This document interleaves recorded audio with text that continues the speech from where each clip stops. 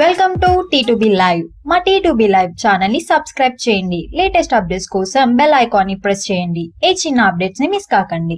Telugu cinema market పెరిగిపోవడం బాహుబలి నుండి మొదలు అవగా పెద్ద హీరోలు నటించిన సినిమాలు ఈ అడ్వాంటేజ్ ను వాడుకొని తొలి వీకెండ్ లో అద్భుతమైన కలెక్షన్స్ ని రాబడుతూ సూపర్ కలెక్షన్స్ తో దూసుకుపోతున్నాయి. కాగా ఈ మధ్య కాలంలో తొలి 3 రోజుల్లో హిస్టారికల్ వసూలు కురిపించిన టాప్ 5 సినిమాలు ఏవో ఒక లుక్ ఇద్దాం. టాప్ 5. శ్రీమంతుడు.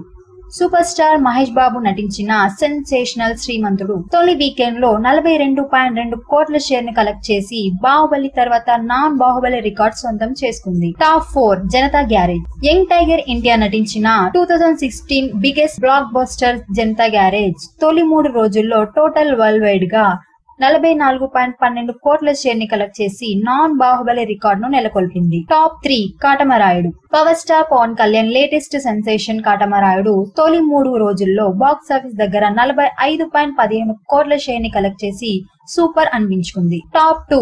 ఖైదీ number 150. Megastar Chiranjeevi mega comeback movie Khaidi number 150 box office దగ్గర తొలి 3 రోజుల్లో ఆల్ టైమ్ నాన్ బాహుబలి రికార్డులు అయిన జనతా గ్యారేజ్ 44.12 కోట్లకు 6 కోట్లు ఎక్కువ వసూలు చేసి 50.10 కోట్ల షేర్ తో కొత్త నాన్ బాహుబలి రికార్డ్ ను నెలకొల్పింది. ఇక టాప్ 1 ప్లేస్ బాహుబలి పార్ట్ 1.